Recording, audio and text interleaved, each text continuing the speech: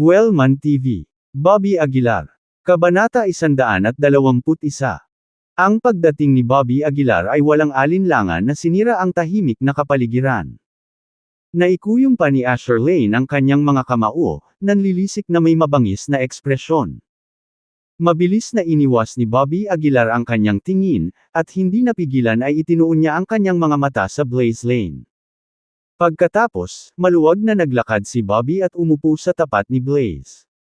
Bahagyang nagsalubong ang mga kilay ni Blaze ngunit hindi nagtagal ay lumuwag. "Ikaw ba si Bobby Aguilar?" Nakangiting tanong ni Blaze.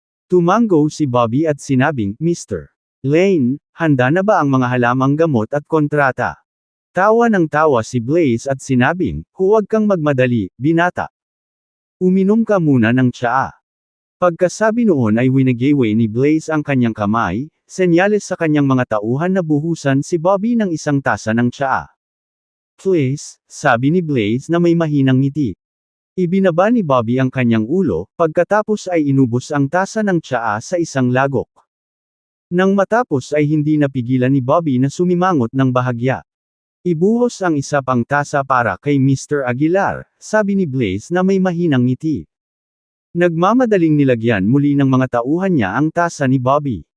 Hinusot ni Bobby ang kanyang mga mata, ibinaba ang tasa ng tsaa, at sinabing, "Pag-usapan natin ang tungkol sa negosyo." "Hehe Mr. Aguilar, hindi na kailangang maging maipin. Ang aming Lane family ay hindi bumabalik sa aming salita. At saka, kayo ni Asher ay magkakilala sa pamamagitan ng mga away.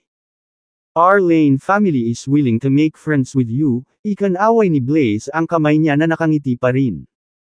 Nang marinig ito ni Bobby ay hindi mapigil ang mapangiti sa kanyang puso. Hindi siya maniniwala kahit isang punctuation mark mula sa tusong matandang fox na ito. Binuhusan ni Blaze ng isa pang tasa ng tsaa si Bobby at casual na sinabi, "Mr. Aguilar, kahanga-hanga para sa iyo na nakamit ang napakaraming bagay pagkatapos ng galing sa isang maliit na lugar tulad ng River City." Sinulyapan siya ni Bobby at sinabing, "Mr. Masyadong mabait si Lane. Maswerte lang ako." Nanatiling walang ekspresyon si Blaze at nagpatuloy, "Balita ko ulila ka na." Nagsalubong ang mga kilay ni Bobby, hindi nasisiyahan, ngunit tumango pa rin at sinabing, "Oo." Hinaplos ni Blaze ang kanyang baba at napabuntong hininga. Sa panahon ngayon, maraming mayayamang kabataan ang gustong iwan sa kanilang pamilya at itago ang kanilang pagkatao para magkaroon ng karanasan. "Naiintindihan ko." Nang malapit na sa mga salita ni Blaze, si Etnan ay may magandang ideya na gustong itanong. Hindi siya umimik, hinihintay na magpatuloy si Blaze. Nang makita ang kalmado ni Bobby, nagpatuloy si Blaze sa pagtatanong. Noon pa lang, biglang pumunta si Miss Taylor mula sa Taylor family sa River City para mamuhunan. Nagdulot ito ng matinding kaguluhan. Ngumiti si Bobby at sinabing, "Oo, maliit na lugar lang ang River City. Not to mention the Taylor family from the capital city, even the Lane family will be willing to invest there, di ba?" "Haha, talaga, walang investment value ang River City," nakangiting sabi ni Blaze at tumango. Natahimik ulit si Bobby na medyo nakaramdam ng dismaya kay Blaze. Pansamantala niyang itinanong, "May mga alingaw-ngaw na ikaw ang iligal na anak ng pamilya Taylor, at ang kanilang puhunan sa River City ay upang suportahan ka?" Tumawa si Bobby. Kinuha niya ang tasa ng tsaa, humigop, at saka sinabing, "Mr. Lane, wala akong koneksyon sa pamilya Taylor, at hindi sila magbibigay ng anumang tulong para sa akin." Nagningning ang mga mata ni Blaze, ngunit ang pagiging maingat niya ay medyo hindi pa rin siya mapalagay. Kaya naman, nagkunwaring nagulat si Blaze at sinabing, "Mukhang malabo, di ba? Sinira ni Miss Taylor ang pamilya ng Hill sa sobrang galit sa iyo. Kumalat na ito sa buong Choiseul Province. Inagaw kasi ng pamilya Hill si Miss Taylor. Wala itong kinalaman sa akin," sabi ni Bobby. "Kung tungkol sa relasyon namin ni Miss Taylor, hindi ito kinikilala ng pamilya Taylor," pag-amin ni Bobby nang walang anumang pag-aalinlangan. Matapos marinig ang mga salitang ito mula kay Bobby, sa wakas ay nakita ni Blaze. Dahil hindi nakilala ng pamilya Taylor ang kanilang relasyon, walang dapat ikabahala si Blaze. Ang buong mukha niyang ngiti ay nawala sa isang iglap, napalitan ng hindi maipaliwanag na paglalaro. Bobby, napakabata mo pa, walang ingat, at hindi nauunawaan ang takbo ng mundo. Madali mong na-expose ang totoong sitwasyon mo, sabi ni Blaze na nanghihinayang na iling. Kung ako sa iyo, sinasadya kong idler ang relasyon ko sa pamilya Taylor para manatiling hulaan ng iba, para hindi sila mag-take ng risk na hamunin ako, pero sa kasamaang palad, masyado kang tanga.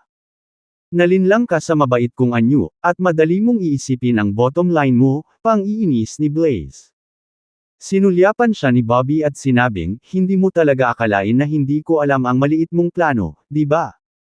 Mukhang magalang ka, ngunit ang bawat salita na sinasabi mo ay sumusubok sa aking relasyon sa pamilya Taylor. Tama iyan, sabi ni Blaze na may ngiti. Kaya hanggat hindi ako tutulungan ng pamilya Taylor, wala kang alalahanin, di ba? Humalaklak si Bobby. Hahaha. Hindi napigilan ni Blaze ang tumawa ng malakas. Tama ka, ngunit sa kasamaang palad, huli mong napagtanto, sabi ni Blaze na hindi umiling. Bumantong hininga si Bobby at sinabing, hindi, Blaze, nakita ko na ang intensyon noon pa man. Oh, at saka bakit mo pa sinabi sa akin ang lahat ng ito? Biglang nag-alala si Blaze. Nagsinungaling ba ang batang ito tungkol sa hindi pagtulong ng pamilya Taylor? Walang pakialam na sinabi ni Bobby, ito ay dahil wala akong pakialam sa Lane family. Kahit walang suporta ng pamilya Taylor, ang Lane family ay wala sa akin. Nang marinig ito, bakas agad ang galit sa mukha ni Blaze. Ang tigas talaga ng ulo mo. Wala pang minamaliit ang Lane family natin. Malamig na sabi ni Blaze. Ty, tigilan mo na ang pakikipag-usap sa kanya. Dapat ko siyang patayin. Galit na tumayo si Asher Lane, nanlilisik si Bobby. Hindi sumagot si Blaze. Nakahanda na ang lahat. Kung may lakas ka ng loob, ilayo mo sila, walang pakialam na sabi ni Blaze. Napatingin si Bobby sa mapaglaro si Blaze at hindi napigil ang matawa. Walang dalawang isip o salita, kinuha niya ang kontrata at mga halamang gamot. Salamat sa regalo ng Lane family. Tatandaan ko, sabi ni Bobby sabay ngumiti. Matapos iwan ang mga salitang iyon, tumalikod si Bobby at nagsimulang maglakad palayo. Ngunit makalipas ang 2 hakbang ay hinarang siya ng 3 lalaki. Hahaha, tanga ka talaga. Sa tingin mo ba napakadali lang kunin ang mga gamit ng Lane family ko? Hindi napigilan ni Blaze ang tumawa ng malakas. Napatingin si Bobby sa 3 lalaking nasa harapan niya at nginisyan, dahil lang sa 3 basurang ito, gusto na nila akong pigilan. Bobby, masyado kang mayabang. Galit na sigaw ni Asher Lane. Ang 3 lalaking ito ay pawang mga pinagkatiwalaang lingkod ng aking Lane family, mas malakas kaysa sa akin. Ang pagpatay sa iyo ay magiging kasing dali ng pagkatay ng manok at aso. Malamig na sabi ni Asher. Talaga? I don't think so, umiling si Bobby. Sabi ni Blaze, sa di kalayuan, na may mahinang ngiti, kung hindi ka lang kumuha ng kontrata at mga halamang gamot ngayon, baka naisipan kong umalis sa Lane family. Sa kasamaang palad, pinalampas mo ang pagkakataong iyon. With that, umupo ulit si Blaze sa upuan niya at casual na ikanaway ang kamay niya. Agad namang lumapit ang 3 lalaki para sunggaban si Bobby. Gaya ng sinabi ni Asher, ang lakas ng 3 ito ay talagang higit sa kanya. Ang kanilang mga casual na grab ay mabangis at brutal. Malamig na tinitigan ni Bobby ang 3 lalaki, ang kanyang panloob na espiritual na kapangyarihan ay agad na umaakyat sa sukdulan nito. Sa pamamagitan ng pagwagayway ng kanyang kamay, isang malaking puwersa ang biglang sumambulat. Kabanata 122. Ang biglaang pagpapakita ng napakalaking lakas ay nagpamutla sa mukha ng 3 disipulo. Gayunpaman, huli na para sa kanila na umatras ngayon. Kaya lang nilang maglakas loob at harapin ito ng direkta. Boom! Habang ang puwersa ay pinakawalan, ang 3 tao ay pinalipad. Bumagsak sila sa lupa na may maputlang mukha, at ang ilan ay umubo pa ng dugo sa lugar. Biglang tumayo si Asher Lane, nagulat na nakatingin sa eksena, at napabulalas, paano ito posible? Paanong ang lakas ni Bobby Aguilar ay nakagawa ng napakalaking pag-unlad sa loob lamang ng isang gabi. Malamig na tiningnan ni Bobby Aguilar si Blaze Lane at sinabing, "Aalis ako kung wala ng iba." Galit na sumigaw si Blaze Lane, "Tumigil ka." Tumigil si Bobby sa kanyang kinatatayuan at minisyon, "May iba pa ba?" Hindi pinapansin si Bobby, sumigaw si Blaze, "Aiden Ortega, pilayin mo siya para sa akin." Kasunod ng dagandong, tumahimik ang eksena ng walang tugon. Aiden Ortega. Kumunot ang noo ni Blaze Lane, lumingon, at nadatnan si Aiden Ortega na nakahiga sa sofa, mahimbing na natutulog. Namula ang mukha ni Blaze.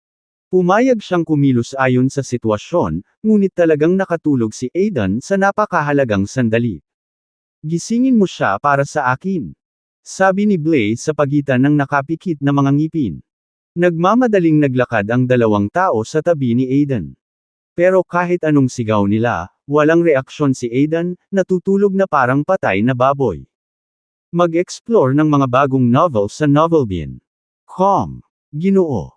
Lane, pagod na pagod si Aiden kagabi at malamang hindi na madyay gising sandali, medyo awkward na sabi ng 2 taong nakatayo sa tabi ni Aiden.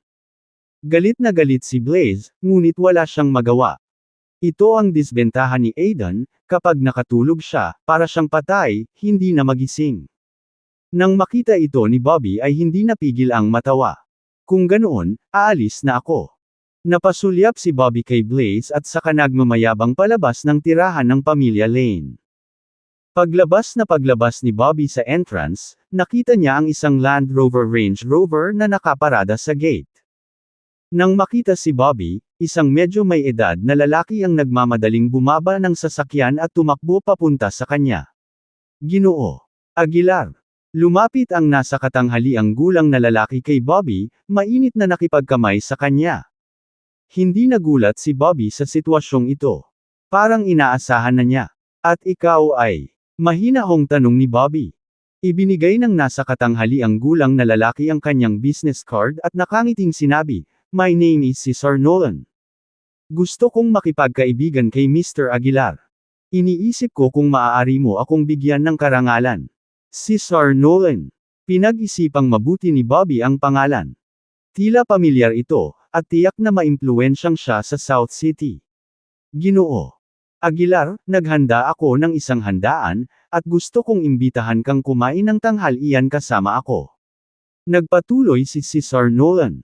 Si Bobby ay nasa isang mahusay na posisyon upang palawakin ang kanyang network, kaya sumang-ayon siya sa isang tango. Nang nasa loob na sila ng sasakyan, mabilis itong tumakbo patungo sa restaurant. Sa totoo lang, alam na alam ni Bobby na ang pamilya Nolan ay hindi lamang ang impluwensyang gustong manalo sa kanya. Mayroong maraming puwersa sa paglalaro. Ang kanilang mga layunin ay hindi maaaring maging simple. Malamang, gusto nilang samantalahin si Bobby o gamitin ang mga koneksyon ng pamilya Taylor sa likod niya. Gayunpaman, hindi nag-alala si Bobby. Sa huli, maaaring hindi malinaw kung sino ang gagamit kung kanino. Sa pamamagitan ng maikling pag-uusap, nalaman ni Bobby na ang katayuan ni Cesar Nolan ay katulad ng kay Ray Walter sa River City. Ang pagkakaiba ay ang posisyon ni Cesar Nolan ay higit na lumampas kay Ray Walters, at ang kanyang negosyo ay lumawak sa buong bansa. Sa South City, sinuportahan din ni Cesar Nolan ang isang grupo ng mga disipulo na hindi lang natatakot sa pamilya Lane kundi lihim ding nakikipagkumpetensya sa kanila sa loob ng maraming taon. Para kay Bobby, magandang pagpipilian si Cesar Nolan. "Ginoo Aguilar, ang katotohanan na nagawa mong lumabas sa bahay ng pamilya Lane ay talagang nagulat sa amin," sabi ni Cesar Nolan na natatawa. "Siguro nag-aalala ang matandang fox na si Blaze Lane sa pamilya Taylor sa likod mo, di ba?" May tumunog sa malapit. Sinulyapan sila ni Bobby at sumagot ng totoo, hindi makikialam ang pamilya Taylor, at hindi nila ako papansinin. Nagawa kong iwan ang pamilya Lane dahil wala sa pamantayan ang mga lalaki nila. Sa kabila ng sinabi nito, malinaw na ipinakita ng kanyang mga salita na hindi siya naniniwala. Sa opinyon ni Cesar Nolan, gusto lang ni Bobby na bigyang kasiyahan ang sarili niyang kawalang kabuluhan. Naunawaan ni Bobby ang kanilang iniisip ngunit hindi na nagsalita pa. Si Aiden Ortega ang pinakamakapangyarihang tao sa buong pamilya ng Lane. Bagamat hindi niya nakuhang makipagkompetensya sa kanya, hindi naramdaman ni Bobby na matatalo siya kay Aiden. Mabilis na dumating ang sasakyan sa isang restaurant, at pagpasok nila sa pintuan, may ilang tao na ang naghihintay sa mesa. Sinilip ni Bobby ang kwarto, 6 na tao ang kabuuan. Kabilang sa kanila, 3 ang inner strength experts na may kakilakilabot na galing. Ang lakas ng isang matandang lalaki ay malamang nakapantay ng kay Aiden Ortega. Ang 2 pa ay hindi mababa sa Blaze Lane. Pag-upo nila, tumawa si Cesar Nolan at sinabing, "Hayaan mong ipakilala ko kayong lahat. Ito si Mr. Bobby Aguilar, na nanalo lang laban kay Asher Lane ng pamilya Lane kagabi." "Haha, Mr. Nolan, hindi mo na kailangan magpakilala masyado. Si Mr. Aguilar is very popular right now," sabi ng isang tao sa gilid.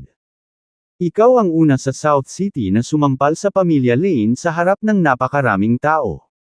Nang marinig ang papuri, ngumiti si Bobby at isa-isa silang nagpasalamat. Doon na nagsalita ang matanda.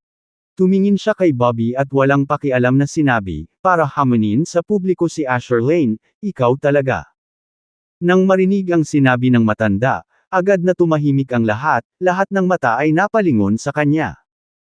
Mula sa mga reaksyon ng mga tao, malinaw na ang matandang lalaking ito ay may pambihirang katayuan sa pamilya Nolan.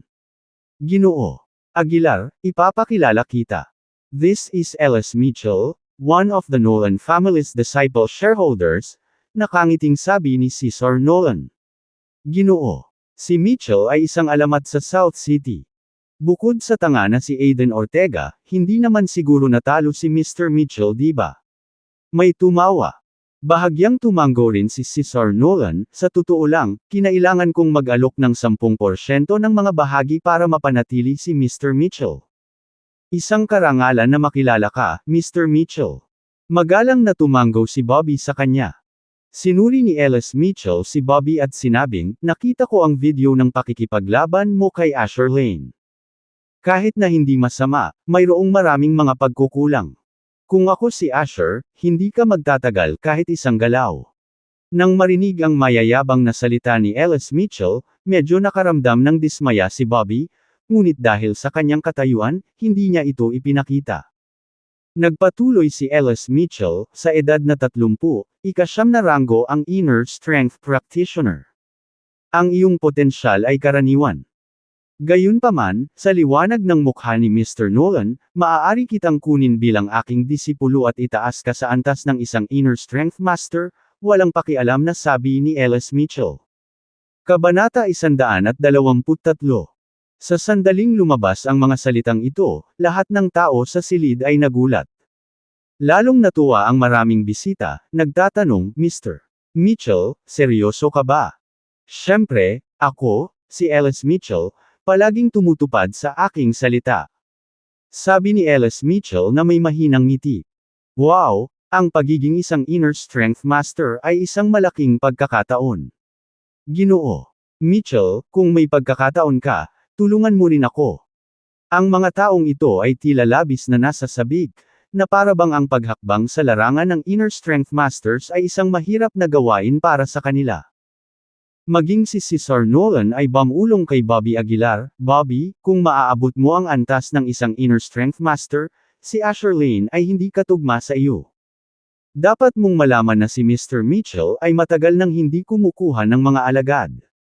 Bilasan mo at pasalamatan mo siya." Tila naniwala ang lahat na ito ay isang magandang pagkakataon para kay Bobby Aguilar, ngunit nakaupo lang si Bobby doon, paulit-ulit na nanunuya.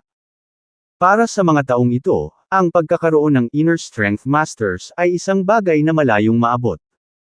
Ngunit para kay Bobby Aguilar, hindi man lang ito itinuturing na panimulang punto.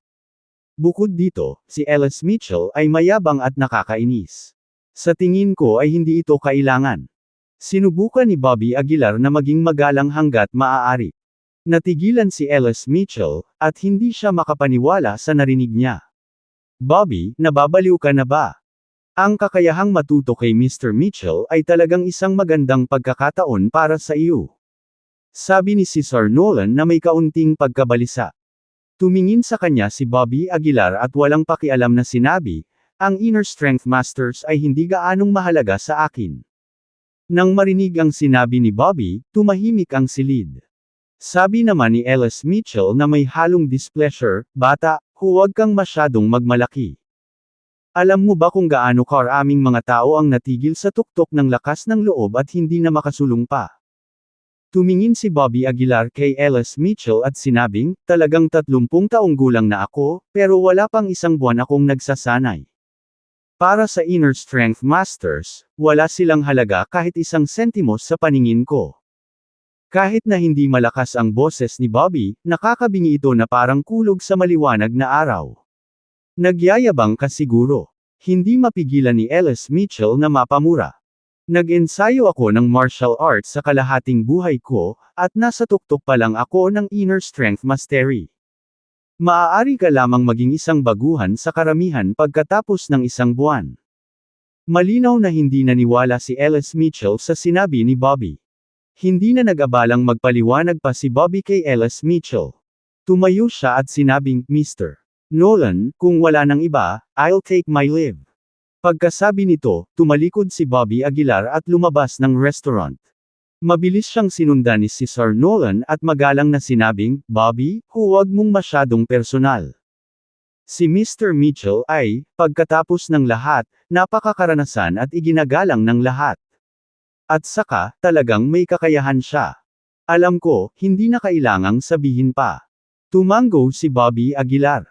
Pagkatapos noon, hindi na pinansin ni Bobby si Sir Nolan at umalis na. Para kay Bobby Aguilar, walang saysay ang pag-aaksaya ng mga salita sa mga taong ito. Sa ngayon, ang pinakamahalagang bagay ay ang Water Dragon Cave. Kung talagang may nakatago sa Water Dragon Cave, tiwala si Bobby na maaabot niya ang stage ng Foundation Establishment. Pagkaalis ni Bobby, bumalik si Sir Nolan sa hapagkainan. Napuno ang buong silid ng mga taong bumabatikos at nagmumura kay Bobby Aguilar. Ginoo Nolan, masyadong mayabang itong si Bobby Aguilar. Sabi ng isang tao. Ikinaway ni Sir Nolan ang kanyang kamay at sinabing, si Bobby ay may suporta ng pamilya Taylor, kaya mayroon siyang puhunan para maging mayabang. Ilang mayayamang young masters na ba ang bumagsak sa kalahati? Sa kanyang uri ng personalidad, malamang na maksident siya sooner or later. Maghintay lang at tingnan. Malamig na umungol si Ellis Mitchell.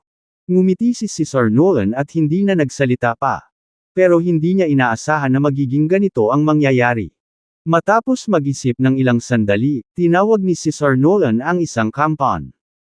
Pumunta sa aking opisina at dalhin ang relo kay Bobby Aguilar. Ipahayag mo rin ang aking paghingi ng tawad. Utos ni Sir Nolan. Oo. Tumango ang bata at mabilis na umalis. Pagkaalis, bumalik muna si Bobby Aguilar sa kanyang hotel. Sa hotel, nagising na si Edward Green at nag-aalalang nakatingin sa labas ng bintana. Nang bumalik si Bobby ay nakahinga ng maluwag si Edward Green. Ginoo Aguilar, okay na ba ang lahat? Tanong ni Edward Green na may halong pag-aalala. Ikinaway ni Bobby Aguilar ang mga damo at kontrata sa kanyang kamay at sinabing, ano sa palagay mo? Wow, Mr. Aguilar, ang galing mo. Hindi napigilan ni Edward Green na magbigay ng thumbs up kay Bobby. Marahil ikaw ang numero 1 tao sa South City na nagpahirap sa pamilya Lane ng mag-isa. Medyo proud din si Bobby Aguilar. Hindi niya maiwasang isipin na kung malaman ito ni Emily Taylor, siguradong matutuwa ito para sa kanya, di ba? Mag-impake ka na, alis na tayo, sabi ni Bobby kay Edward Green. Nagmamadaling nagtanong si Edward Green, where the Water Dragon Cave? Sagot ni Bobby. Naintriga si Bobby sa misteryo ng Water Dragon Cave, at hindi na siya makapaghintay na malaman pa ang tungkol dito. Itinulak nilang dalawa ang pinto at lalabas na sana. Ngunit nakita nila ang isang binata na nakasuot na nakatayo sa pintuan. Ginoo Aguilar, pinadala ako ni Mr. Nolan. Magalang na sabi ng binata. Si Sir Nolan. Kumunot ang noo ni Bobby. Anong problema? Mabilis na iniabot ng binata ang isang kahon ng regalo kay Bobby Aguilar, na nagsasabing, ito ay regalo mula kay G. Nolan para ipahayag ang kanyang paghingi ng tawad. Siya ay abala at hindi maaaring pumunta ng personal, kaya hiniling niya sa akin na gawin ito para sa kanya. Binuksan ni Bobby Aguilar ang kahon ng regalo at kinuha ang relo sa loob. Napakaganda ng relo, at halatang napakamahal nito. Okay, bumalik ka at magpasalamat kay Mr. Nolan para sa akin. Tumango si Bobby Aguilar. Matapos paalisan ang binata, sabay na umalis sina Bobby Aguilar at Edward Green. Hindi nagtagal, dumating sina Bobby Aguilar at Edward Green sa Water Dragon Cave. Sa oras na ito, hindi mabilang na mga turista ang nagbabad sa mga mainit na bukal, na mukhang lubos na nasisiyahan. Ginoo Aguilar, dapat ko bang ipaalam sa mga tauhan na linisin ang lugar? Tanong ni Edward Green. Tiningnan ni Bobby Aguilar ang lugar at sinabing, hindi na kailangan, hindi ako si Asher Lane, ang alibughang anak. Marami sa mga turista ay nagmula sa malalayong lugar, at magiging malupit na pilitin silang umalis. Pagkatapos, naglakad si Bobby Aguilar sa gilid ng Water Dragon Cave. Huminga siya ng malalim at diretsyong tumalon sa kuweba. Ang mainit na bukal dito ay mababaw, ngunit mas malalim sa loob nito, ang tubig ay napakalalim. Diretsyong sumisid si Bobby patungo sa malalim na tubig, nagpakawala ng kanyang hininga at sinubukang maghanap ng isang bagay na nakatago sa loob ng Water Dragon Cave. Gayunpaman, pagkatapos gumugol ng isang buong oras sa paghahanap sa buong kuweba, dumating si Bobby na walang dala. Ang mas ikinagulat niya ay halos magkapareho ang konsentrasyon ng chi sa bawat bahagi ng Water Dragon Cave. Dahil dito, medyo natarante si Bobby dahil kung may nakatago sa ilalim ng tubig, tiyak na mag-iiba ang konsentrasyon ng chi. Kakaiba iyon. Si Bobby ay lumabas mula sa tubig, naguguluhan. Umupo siya sa gilid ng pool, nawalan ng pag-iisip. Pinagmamasdan ng mga taong naliligo sa tubig, biglang sinampal ni Bobby ang kanyang ulo, nagningning ang kanyang mga mata. Nakuha ko na. Excited na bulalas ni Bobby, tumayo. Kabanata 124. Ang lahat ng espiritual na chi sa Water Dragon Cave ay halos magkapareho, at lahat ng nakababad sa tubig ay labis na nasiyahan dito. Kahit noong unang pumasok si Bobby Aguilar sa tubig, nakaramdam siya ng hindi maipaliwanag na init. Marahil ito ay isang chi gathering formation. Lihim na nag-isip si Bobby Aguilar. Isang natural na chi gathering formation ang nagtipon sa lahat ng nakapalibot na spiritual chi sa lugar na ito, na isa sa mga dahilan kung bakit maaaring umunlad ang Water Dragon Cave. Sa pag-iisip na ito, diretsyong tumalon si Bobby Aguilar sa tubig. Bahagyang ipinikit niya ang kanyang mga mata, binuksan ang mga butas sa kanyang katawan, at sinubukang i-absorb ang espiritual na chi sa tubig. Hindi nagtagal, naramdaman ni Bobby Aguilar na unti-unting kumalat ang tubig sa paligid sa kanya, ngunit pagkatapos hawakan ang kanyang katawan, mabilis itong kumalat sa lahat ng direksyon. Tulad ng inaasahan. Tuwang-tuwa si Bobby Aguilar. Ito ay isang natural na chi gathering formation. Kung maa-absorb niya ang lahat ng spiritual chi sa tubig, magiging madali ang paghakbang sa foundation establishment stage. Sa pag-iisip nito, tumigil si Bobby Aguilar sa pag-aaksaya ng oras, at agad na ipinikit ang kanyang mga mata, binuksan ang lahat ng mga butas sa kanyang katawan, at hinigup ang espiritual na chi sa kanyang paligid. Sa isang iglap, damaloy ang lahat ng tubig patungo kay Bobby Aguilar, at matapos siyang hawakan, mabilis itong muling kumalat. Sa sandaling mahawakan nito si Bobby Aguilar, ang espiritual na chi sa tubig ay mawawala at sa halip ay papasok sa kanyang katawan. Hindi nagtagal, nabuo ang isang maliit na whirlpool sa paligid ni Bobby Aguilar. Ang mga tao sa malapit ay hindi maiwasang mapatingin, puno ng pagtataka ang kanilang mga mukha. Ngunit si Bobby Aguilar ay tila ganap na nahiwalay sa mundo, hinihigop ang nakapaligid na chi na may walang sawang pagkauhaw. Lumipas ang oras bawat minuto at segundo, at ang daloy ng tubig sa buong Water Dragon Cave ay naging mas mabilis. Bukod dito, ang kayamanan ng espiritual na chi ay higit na nalampasan ang imahinasyon ni Bobby Aguilar. Hindi alam kung ilang taon na ang espiritual na chi na naipon sa Water Dragon Cave, ngayon ay hinihigop na ito ni Bobby Aguilar ng sabay-sabay. Mula tanghali hanggang gabi, unti-unting naghiwa-hiwalay ang mga bisita ng Water Dragon Cave. Sa dilim, isang mahinang liwanag ang lumitaw sa katawan ni Bobby Aguilar. Alas 2 ng madaling araw, biglang nagbuga ng kinang ang katawan ni Bobby Aguilar. Sa isang iglap, ang kanyang mga sel ay sumailalim sa isang pagbabago. Maging ang kanyang balat ay naging maselan at napakalinaw sa sandaling ito, tila isang celestial na nilalang na bumaba. Si Asher Lane, na nagbabantay sa malapit, ay natulala at hindi nakaimik.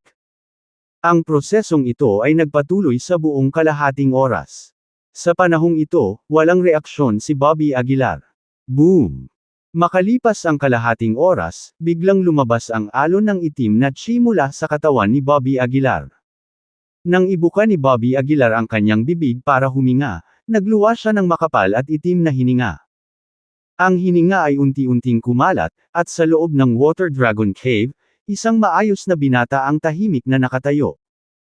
Siya ay may kalmado na kutis, na hindi nagpapakita ng kalungkutan o kagalakan, at ang mga linya ng kalamnan sa kanyang katawan ay tila isang gawa ng banal na pagkakayari, ang pagiging perpekto mismo. Mr. Aguilar. Pansamantalang tumawag si Edward Green. Dahan-daang lumingon ang mga mata ni Bobby Aguilar kay Edward Green. Yugto ng pagtatag ng foundation, sa wakas ay nakapasok na ako sa yugto ng pagtatag ng foundation. Naikuyom ni Bobby Aguilar ang kanyang kamao, pakiramdam na parang sesabog na ang espiritual na kapangyarihan sa loob niya. Ito ay ilang beses na mas malakas kaysa sa nakaraang chi refining stage. Kapansin-pansing nagbago ang kalagayan ng isip ni Bobby Aguilar sa sandaling ito. Para bang isang tunay na Diyos ang tumitingin sa mundo. Ginoo Aguilar, okay ka lang? Tanong ni Edward Green na may pag-aalala. Lumabas si Bobby Aguilar sa tubig at marahang niyugyug ang sarili. Agad na sumungaw ang mga patak ng tubig sa kanyang katawan. Okay lang ako, at mas mabuti kaysa dati. Gumapang ang mga labi ni Bobby Aguilar sa isang mahinang ngiti. Ang kapangyarihang ito ay lumampas sa imahinasyon ni Bobby Aguilar. Kung nakatagpo niya ulit si Asher Lane ngayon, hindi na kailangan pang magtaas ng daliri ni Bobby Aguilar. Si Ellis Mitchell, Aiden Ortega, hindi sila dapat banggitin. Tahimik na sabi ni Bobby Aguilar. Sa tuktok ng chi refining stage, hindi sila sineseryoso ni Bobby Aguilar, ngunit ngayong tumuntong na siya sa foundation establishment stage, itinuring niya silang wala. Dumampot si Bobby Aguilar ng isang patak ng tubig at marahan itong pinasadahan. Bang! Ang patak ng tubig, na nababalot ng espiritual na kapangyarihan, ay bumaril na parang bala. Ang isang kalapit na bato sa bundok ay agad na nabasag, na lumikha ng isang malaking hukay. Tara na! Tumingin si Bobby Aguilar sa tulalang Edward Green at ngumiti. Tumango si Edward Green at sinundan si Bobby Aguilar habang paalis sila sa Water Dragon Cave. Mahimbing na nakatulog si Bobby Aguilar ng gabing iyon, na tinatamasa ang ligtas at matatag na pakiramdam. Natulog siya hanggang hapon kinabukasan. Nang magising si Bobby Aguilar, alas 3 na ng hapon. Sinagot ni Bobby Aguilar ang kanyang tawag at nagtanong, Mer Nolan, ano ang maipaglilingkod ko sa iyo? Magalang na sinabi ni Cesar Nolan sa telepono, Mr. Aguilar, iniisip ko kung may oras ka ngayong gabi. Natatakot ako na may problema ako sa iyo. Sige. Sumang-ayon si Bobby Aguilar nang hindi man lang nagtanong kung ano iyon. Ginawa niya ito sa dalawang dahilan. Una, may utang siyang pabor sa kanya. Pangalawa, ito ay dahil sa bagong tuklas na malakas na tiwala sa sarili ni Bobby Aguilar. Nagulat si Cesar Nolan dito, at pagkatapos ay tumawa, sige, sasanduan kita mamayang gabi. Nang sumapit ang gabi, gaya ng inaasahan, ang Land Rover ni Cesar Nolan ay huminto sa ibaba.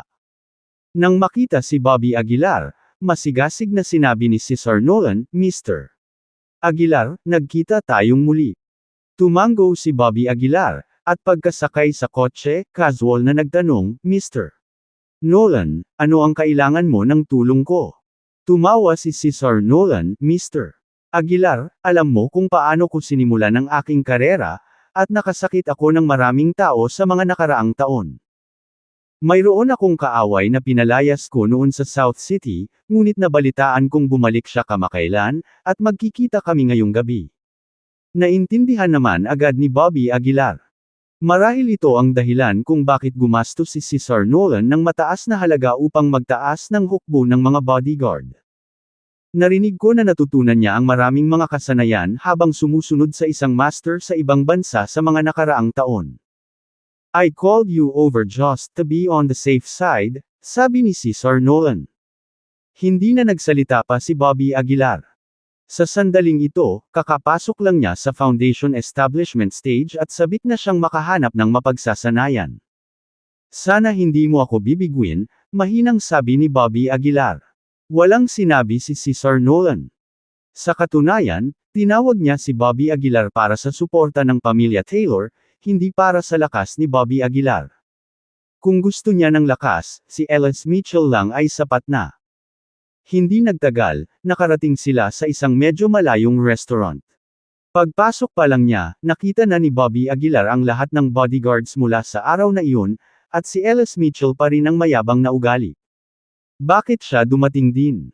Nang makita si Bobby Aguilar, medyo nalungkot si Ellis Mitchell. Mabilis na ipinaliwanag ni Cesar Nolan, kung mas maraming tao, mas maraming lakas ang mayroon tayo. Bumantong hininga si Ellis Mitchell, I'm more than enough, hindi na natin kailangan ng ibang tao para kumilos. Mula noong huli nilang pagtatagpo, hindi nagustuhan ni Ellis Mitchell si Bobby Aguilar. Nang makita siyang muli ngayon, natural na hindi siya masaya. Sa kabutihang palad, ang isip ni Bobby Aguilar ay nagbago ng husto kung isa sa alang-alang si Ellis Mitchell na hindi hihigit sa isang maliit na alikabok, hindi man lang siya mapakali na bigyang pansin. Kabanata 125. Ginoo Aguilar, I hope you don't mind, paliwanag ni Cesar Nolan. Tumango si Bobby Aguilar at sinabing, wala akong pakialam. Hindi nito maiwasang mapabuntong hininga si Bobby. Tila ang mga mayayaman na ito ay medyo nabibigatan sa kanilang mga personal na retainer. Iyon ay dahil kapag ang mga tao ay naging bihasa, hindi nila maiwasang hindi maglingkod sa iba at nahihirapang sumunod sa mga utos. Tulad ni Ellis Mitchell ngayon. Mas mabuting maging makasarili, tahimik na buntong hininga ni Bobby sa kanyang puso. Huwag kayong masyadong kabahan, lahat. Baka walang mangyari ngayon, winagaway ni Cesar Nolan ang kanyang kamay, na nagbibigay ng katiyakan sa mga naroroon. Tumawa ng malakas si Ellis Mitchell. Kinakabahan. Mr. Nolan, bukod sa excitement, wala akong ibang nararamdaman. Totoo yan. With Mr. Mitchell here, we don't need to be nervous, nakangiting sabi ng iba. Ang pambabala ng mga tao ay lalo lang naging proud kay Ellis Mitchell. Sinadya pa niyang sumulyap kay Bobby, gustong magpakita sa kanya. Sa kasamaang palad, nakaupo si Bobby na bahagyang nakapikit, nakatingin sa labas. Nagpapanggap na master, hindi napigilan ni Ellis Mitchell na mapaungol. Maya-maya lang ay biglang bumukas ang pinto. Sa sandaling bumukas ang pinto, pumasok ang dalawang lalaking kasing edad ni Ellis Mitchell. Pagkapasok nila sa kwarto ay biglang bumukas ang mga mata ni Bobby. Dahil malinaw niyang naramdaman na sobrang lakas ng aura nitong dalawang ito, walang katulad kay Ellis Mitchell. Cesar Nolan, long time no see, malamig na tumingin kay Cesar Nolan ang isa sa mga lalaki, na may peklat na mukha, at sinabi. Pagharap sa lalaking ito, ang ekspresyon ni Cesar Nolan ay sumilay sa isang sandali ng pagkabalisa, na parang medyo natatakot. Umupo si Scarface sa tapat ni Cesar Nolan, tumingin sa iba, at nginisyon. Ano, ito ba ang mga taong dinala mo para harapin ako? Kaibigan ko silang lahat. Nang mabalitaan nilang may problema ako, kusang loob silang pumunta para tumulong, mukhang sinadya ni Cesar Nolan na ipakita ang kanyang mga koneksyon. Ngumisi si Scarface, Cesar Nolan, pareho ka pa rin ng dati laging may itinatago sa iyong mga salita. Kumunot ang noo ni Cesar Nolan, he got straight to the point, what brings you back here? Sabihin mo na. Ha ha ha. Humagalpak ng tawa si Scarface. Mayroon lang akong dalawang dahilan para bumalik sa South City. Una, para bawiin ang pag-aari ko. Pangalawa, ang kunin ang iyong buhay. Ang ilang salitang ito ay agad na nagpaten sa kapaligiran. Medyo pangit din ang mukha ni Cesar Nolan. Huminga siya ng malalim at sinabing, nagbago ang panahon, at hindi na ito ang panahon ng labanan at pagpatay. Sa tingin ko, mas mabuti sa ganitong paraan, bibigyan kita ng pera, at aayusin natin ang usapin. Ayusin ang usapin. Agad na kumaibot ang mga kalamnan sa mukha ni Scarface. Galit siyang sumigaw, mula nang mag-iwan ka ng peklat sa mukha ko, sumumpo ako na papatayin kita. Wala kang ideya kung anong uri ng buhay ang aking nabubuhay sa ibang bansa. Sa lahat ng paghihirap na dinanas ko, magbabayad ka ng 1,000 beses. Nagdilim ang mukha ni Cesar Nolan, malamig siyang tumingin kay Scarface at sinabing, so walang puwang para sa negosasyon. Gusto mong makipag-ayos. Fine, ngini siya ni Scarface. Hayaan mo muna akong putulin ang iyong mukha, pagkatapos ay lumuhad ka at magmakaawa sa akin. Marahil ay maaaring magpakita ako sa iyo ng kaunting habag, palayain ka, at paalisan ka sa South City, mapaglarong sabi ni Scarface. Pagkasabi nito, huminto si Scarface, pagkatapos ay nagpatuloy, tulad ng ginawa mo sa akin pabalik. Ilel. Hey! Sa sandaling ito, sa wakas ay nagsalita si Ellis Mitchell. Tumingin siya kay Scarface at sinabing may mahinang ngiti, mula sa pag-uusap ninyong dalawa, parang may naiintindihan ako. Noon, iniligtas ni Ginoong Nolan ang iyong buhay dahil sa kabaitan. Dapat mong tandaan ang kabaitan na ito, hindi bumalik na parang isang mabangis na aso at kumagat ng mga tao nang walang pakialam na sabi ni Ellis Mitchell. Malamig na tiningnan ni Scarface si Ellis Mitchell at sinabing, at sino ka? Ano ang lugar mo dito para magsalita? Ito si Mr. Ellis Mitchell. Siya ang top retainer ni Mr. Nolan. May sumigaw sa gilid. Hinaplos ni Ellis Mitchell ang kanyang balbas at mahinang ngumiti, may pagmamalaki sa kanyang mukha. Ano ba Mr. Mitchell? Never heard of him before, panunuyan ni Scarface. Cesar Nolan, wala ka na bang mga taong maglilingkod sa iyo? Nakuha mo ba itong matandang undead para gumawa ng eksena? Naiinis na sabi ni Scarface. Bago pa makapagsalita si Cesar Nolan, galit na galit si Ellis Mitchell at tumalon mula sa kanyang upuan. Bastos kang brat, hindi alam ang tama sa mali. How dare you speak ganyan kalokohan? Galit na saway ni Ellis Mitchell. Ako ay isang makapangyarihang 9th rank master ng internal power, isang hakbang lang ang layo mula sa Grandmaster realm. Ikaw na walang pakundangan, dapat kang parusahan dahil hindi mo alam ang aking kadakilaan. Tumayo si Ellis Mitchell habang nasa likod ang kanyang mga kamay, mukhang isang tunay na master. Nang marinig ang mga salitang ito, hindi napigilan ni Scarface ang mapatawa. Isang 9th rank master lang ang nangangahas na tawagin ang kanyang sarili bilang isang tunay na master. Anong biro? Sabi nga sa kasabihan, walang tigre sa bundok, at hari ang tawag sa unggoy. Malamig na sabi ni Scarface.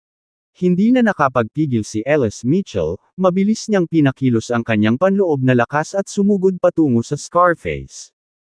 Ngayon, ipapakita ko sa iyo ang walang pakundangan na brat na ito kung gaano ako kalakas. Ungol ni Ellis Mitchell. Bagaman medyo matanda na si Ellis Mitchell, ang kanyang bilis ay nakakagulat na mabilis, at ang kanyang lakas ay mas nakakagulat. Bago pa man mapunta ang kanyang kamao, umihip ang isang malakas na hangin. Hindi nakakagulat na siya si Mr. Mitchell. Hindi napigil ang mapasigaw ng isang tao sa malapit. Dapat matukoy ng suntok na ito ang kinalabasan. Naghiyawan ang lahat, namanghas sa lakas ni Ellis Mitchell, may gulat na ekspresyon sa mukha. Gayunpaman, bago pa man mahawakan ng kamao ni Ellis Mitchell si Scarface, pinalipad na siya. Walang malinaw na nakakakita sa nangyari, ngunit si Ellis Mitchell ay nakahandusay na sa lupa, dumuran ng dugo.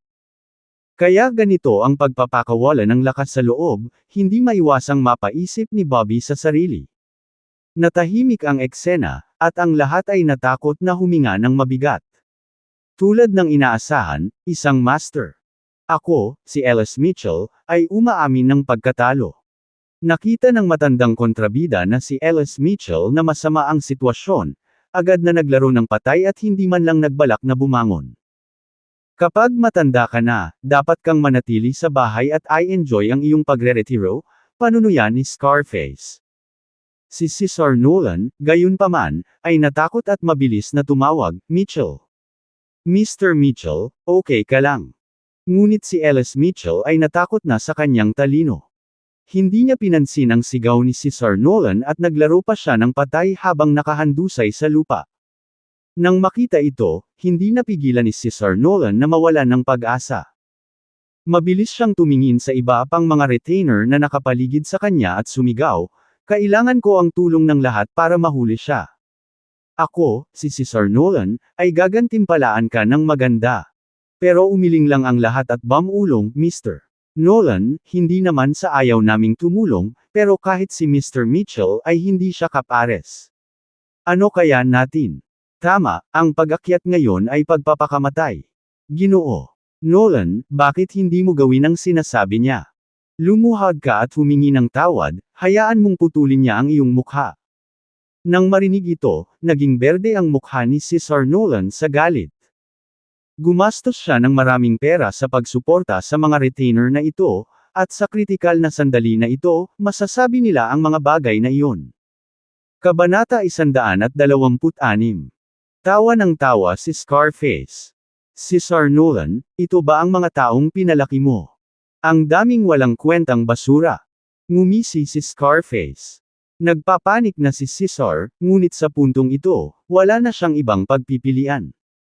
Wala naman kaming malalim na sama ng loob sa pagitan namin. Iniligtas ko ang buhay mo noon. Galit na sigaw ni Cesar. Ngumisi ulit si Scarface, oo, naalala ko ang kabaitan mo. Kaya ngayon, hindi kita papatayin. Ang kailangan mo lang gawin ay lumuhad at magmakaawa sa akin, at pagkatapos ay umalis sa South City. Paano naman? Imposible. Huwag mo nang isipin iyon. Kinagat ni Cesar ang kanyang mga ngipin at galit na sinabi. Malamig na sagot ni Scarface, kung gayon, huwag mo akong sisihin sa pagiging bastos. Walang sinuman sa inyo ang makakaalis ngayon.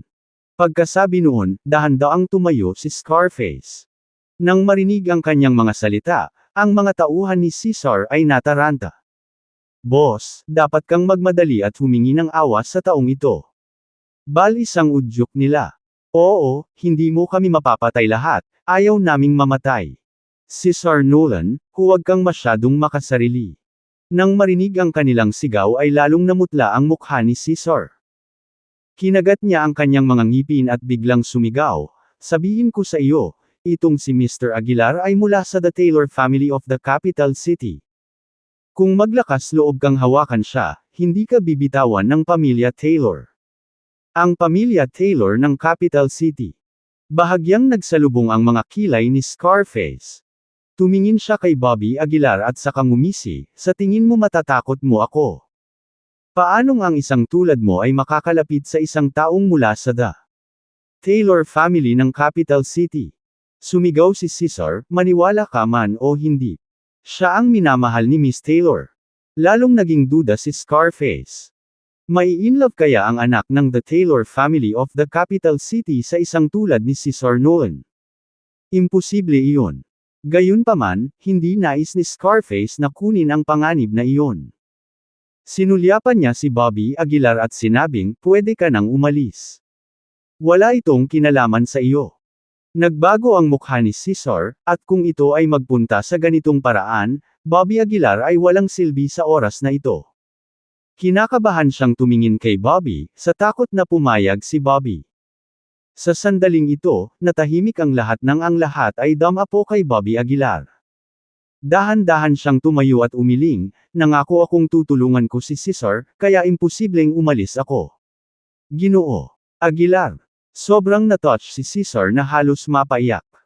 Hindi niya inaasahan na ang taong tatayo sa ganoong krusyal na sandali ay si Bobby Aguilar.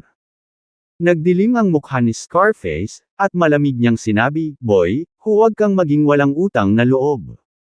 Kahit na miyembro ka ng pamilya Taylor, kaya pa rin kitang patayin at tumakas sa ibang bansa. Tumawa si Bobby Aguilar, huwag kang mag-alala, wala akong koneksyon sa pamilya Taylor. Ginoo Aguilar, ikaw, hindi nakaimik si Cesar. Sa panahong tulad nito, hindi pa rin pinapalaki ni Bobby ang pamilya Taylor. Baliw ba siya? Bobby, ano bang nangyayari sa'yo? Kung hindi ka miyembro ng pamilya Taylor, ano ang ginagawa mo dito? Kailangan ka ba namin? Nagmura rin kay Bobby ang mga tao sa malapit. Tumingin si Scarface kay Bobby ng mapaglaro at nagtanong, talaga?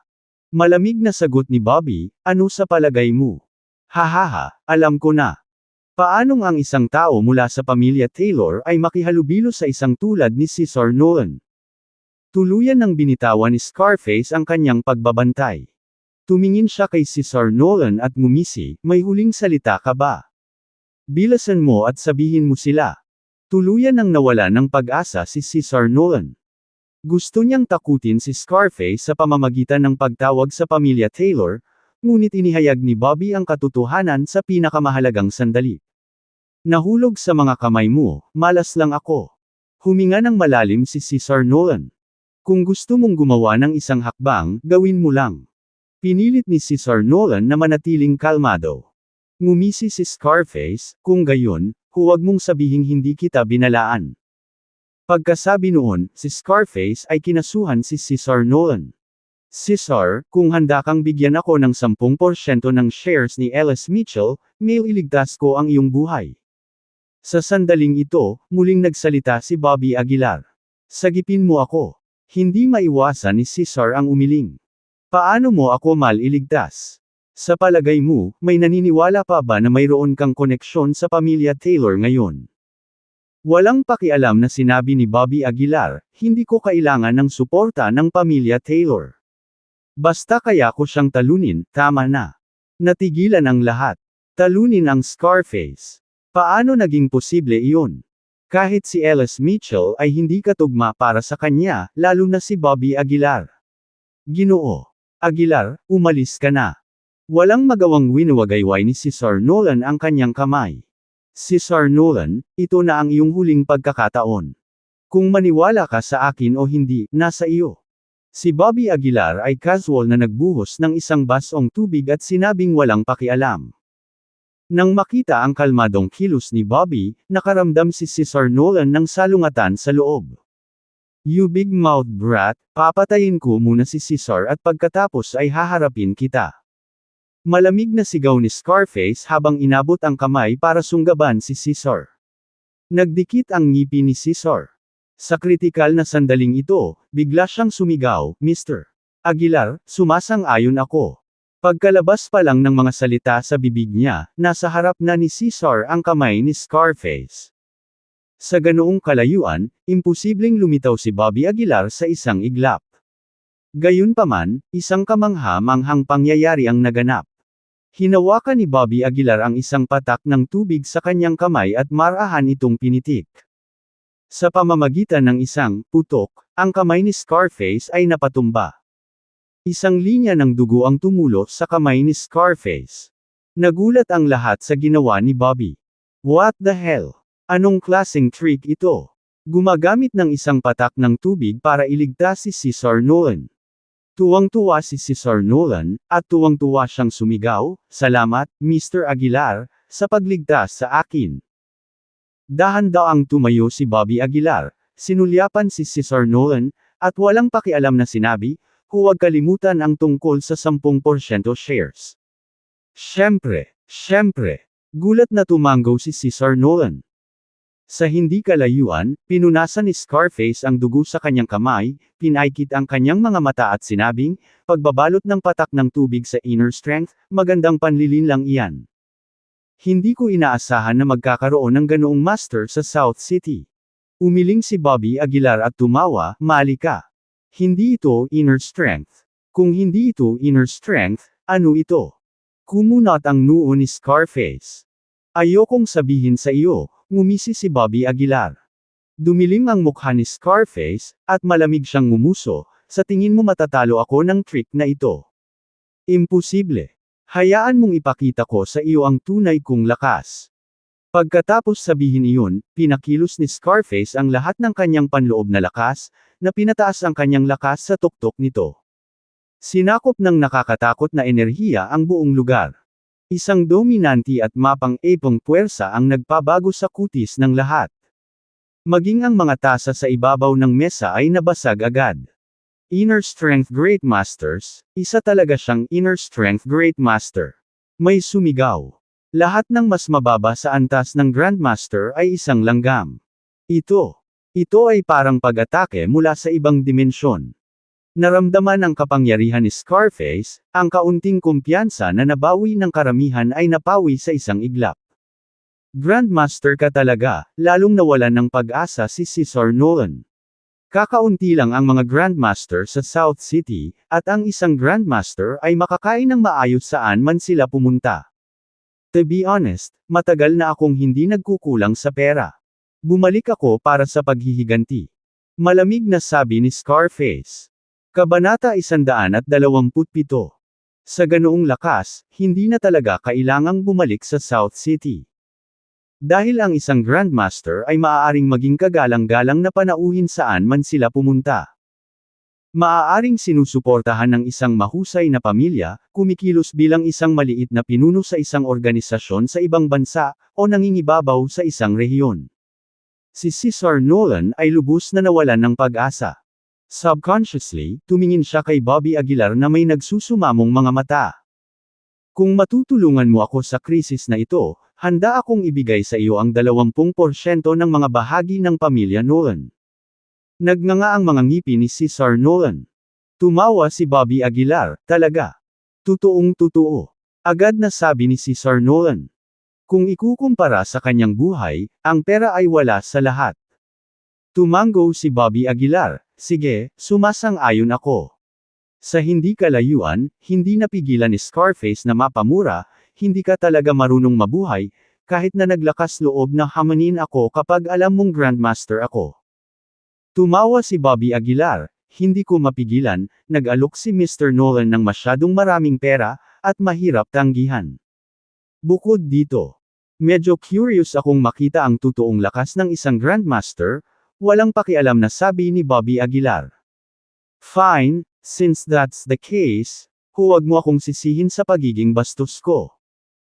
Umungol si Scarface, at biglang lumiwanag ang kanyang katawan sa mga bahid ng liwanag. Ang mga ilaw na ito ay nakabalot ng mahigpit sa Scarface, na nagpapakita ng antas ng kasanayan na higit pa sa ipinakita ni Asherley noon. Malamig na bamantong hininga si Bobby Aguilar, humakbang pasulong at dirdiretsyong sumulpot. Scarface. Bang! Matigas na damapo ang kamao ni Bobby Aguilar sa Scarface. Ngunit ang nakakagulat, si Scarface ay hindi nagpakita ng anumang reaksyon.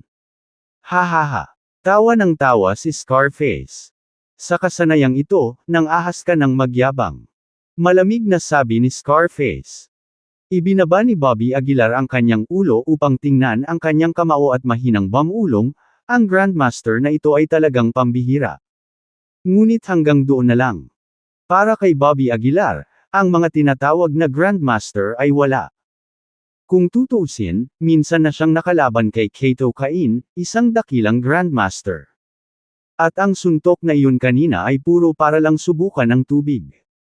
Gumawa ka, kung hindi, natatakot ako na hindi ka magkakaroon ng pagkakataon, sabi ni Bobby Aguilar. Ngumisi si Scarface, anak, ikaw ang pinakamayabang na taong nakilala ko. Bagaman, kaka-promote ko lang sa Grandmaster hindi pa lang, ang gap between. Si Grandmaster at Master ay parang bangin. Hindi mo ito matawid. Sumimangot si Bobby Aguilar, masyado kang nagsasalita. Biglang nagalit si Scarface, nililigawan mo si kamatayan. Sa sinabi nito, agad na sinisingil ni Scarface si Bobby Aguilar. Ang kanyang kamao ay kumikinang sa isang pagsabog ng puting liwanag, na parabang ang lahat ng kanyang lakas sa loob ay natipon sa isang lugar. Sa pagharap sa suntok na ito, biglang nagbago ang mga ekspresyon ng lahat. Si Ellis Mitchell, nakahiga sa lupa, ay pumikit pa at gumalaw ng kaunti, natatakot na matamaan ng crossfire. Ngunit hindi umiwas o umatras si Bobby Aguilar, sa halip, Ikinuyom niya ang kanyang kamao at sinalubong ang pag-atake. Klang! Umalangaw-ngaw ang tunog ng banggaan ng bakal, na nakabingi sa tenga ng lahat. Pagkatapos ng suntok na iyon, talagang umatras si Scarface ng 3 hakbang. Tulad ng para kay Bobby Aguilar, siya ay ganap na hindi nabigla. Iyan lang ba? Ngumisi si Bobby Aguilar. Unti-unting naging seryoso ang ekspresyon ni Scarface. Kinuyam niya ang kanyang kamao at malamig na sinabi, ganyan kalakas na lakas, lalo akong nagiging interesado. Medyo nakaka-disappoint ka sa akin, umiling si Bobby Aguilar. Hindi pinansin ni Scarface ang mga salita, at malamig niyang sinabi, I'll give you a choice. Kung payag ka, papayag akong sumama ka sa amin at bigyan ka ng mataas na posisyon. Bukod pa rito, makakatanggap ka ng malaking halaga ng pera. Sa sandaling bumagsak ang mga salita, muling nagbago ang mukha ng lahat. Sinusubukan talaga ni Scarface na manalo kay Bobby Aguilar. Bukod pa rito, bibigyan ka namin ng iba't ibang mapagkukunan, mga halamang gamot, mga top-grade na pill, at kahit na walang katulad na mga kasanayan sa paglilinang, patuloy na tinutokso ni Scarface. Dapat mong malaman na ang mga bagay na ito ay pambihirang mga kayamanan. Tuwang-tuwa si Scarface at mabilis na sumunod, how about it? Ang pagsali sa amin ay higit na maaasahan kaysa manatili sa South City. Ginoo Aguilar, si Cesar Nolan, na nasa hindi kalayuan, ay biglang nabalisa. Kung pumayag si Bobby Aguilar, walang alinlangang mamamatay si Cesar Nolan ngayon. Maaari ba akong magtanong, anong mga kayamanan ang dinala mo ngayon? Tanong ni Bobby Aguilar. Lalong natuwa si Scarface. Tawa siya ng tawa at sinabing, perceptive ka talaga. Mayroon akong 100 taong gulang na material na panggamot dito. Kung willing kang sumali, pwede kitang ibigay bilang regalo. Nag-aalok ng 100 taong panggamot na material, tila ang iyong organisasyon ay medyo mayaman, bumantong hininga si Bobby Aguilar. Medyo mayabang na wika ni Scarface, natural iyon. Basta willing kang sumali, wala lang ito. Walang sinabi si Bobby Aguilar, at medyo naging awkward ang atmosphere. Tinitigan ni Cesar Nolan si Bobby Aguilar, pawis na pawis dahil sa pagkabalisa. Anong masasabi mo? Patuloy na tanong ni Scarface. Napabuntong hininga si Bobby Aguilar, ang mga kondisyong inaalok mo ay talagang napakakaakit-akit, ngunit sa kasamaang palad, hindi ako kailanman naging interesado sa mga organisasyon sa ibang bansa at ayaw kong mamuhay na parang daga sa isang sulok na tulad mo, kaya tumanggi ako. Nang marinig ito, agad na nakahinga ng maluwag si Cesar Nolan. Samantala, galit na galit si Scarface. Malamig siyang tumingin kay Bobby Aguilar at sinabing, anak, huwag kang magpasalamat. Kung tatanggihan mo ako, masasaktan mo ang buong organisasyon natin. Sa tingin mo matatakot ako? Ngumisi si Bobby Aguilar. Ito ay lubos na ikinagalit ni Scarface, at siya ay sumigaw ng galit, sa tingin mo ba matatalo mo ako? Kung hindi mo pinahahalagahan ang kabaitan, huwag mo akong sisihin sa pagiging masungit. Dahil doon, sinisingil muli ni Scarface si Bobby Aguilar. Ang kanyang bilis ay hindi kapani-pani walang mabilis, ngunit si Bobby Aguilar ay mas mabilis. Sa isang kisap mata, mahigit 100 suntok na ang napunta sa kanya ni Bobby Aguilar. At hindi man lang nahawakan ni Scarface si Bobby Aguilar. Ang bilis mo talaga, sabi ni Scarface na may singkit na mga mata. Sa kasamaang palad, hindi mo ako kayang saktan. Ang katawan ko ay nababalot ng inner strength, na kayang labanan ang mga ordinaryong bala. Hindi mo man lang ako masasaktan, paano ka mananalo laban sa akin? Itinagilad ni Scarface ang kanyang ulo at tumawa ng malakas. Gayunpaman, ang kanyang pagtawa ay biglang tumigil. Lalong puno ng kilabot ang mukha niya. Sinong nagsabing hindi kita kayang saktan? Sa palagay mo ba ay mapapanatiling buhay ka ng iyong inner strength? Ang boses ni Bobby Aguilar ay umalangaw-ngaw sa tainga ni Scarface. Sa isang sulyap, mahigpit na nakadikit ang kamao ni Bobby Aguilar sa dibdib ni Scarface. Bitik. Ang inner strength na bumabalot sa katawan ni Scarface ay naglabas ng malutong na tunog. Sa sumunod na segundo, nabasag ito na parang kabibi na may kaluskos. Paano? Paano ito posible? Paano ito posible? Marahas na lumiit ang mga mag-aaral ni Scarface, puno ng takot ang kanyang mukha. Ngumisi si Bobby Aguilar, huwag kang masyadong busog sa sarili mo. Hindi pa ba sapat na magtago sa ibang bansa? Dahil doon, muling sumuntok si Bobby Aguilar. Ang suntok na ito ay direktang binasag ang dibdib ni Scarface. Bumagsak ang buong dibdib niya, nadurog ang mga buto niya. Boom! Bumagsak si Scarface sa lupa, puno ng dugo ang mukha. Paano ito posible? Kabanata 128. Nakahiga si Scarface sa lupa, hindi na muling nagmulat ng kanyang mga mata. Ang butas ng dugo sa kanyang dibdib ay tila napakalamig. Tumayo si Bobby Aguilar sa harap ng katawan ni Scarface nang walang kahit kaunting simpatiya. Hindi alam ni Aguilar kung kailan, ngunit hindi na siya nakaramdam ng takot. Yumuko siya at hinanap ang katawan ni Scarface. Sa katunayan, mayroon talagang 100 taong Medicine King na nakatago sa kanyang katawan. Mukhang hindi siya nagsinungaling sa akin, ungol ni Bobby.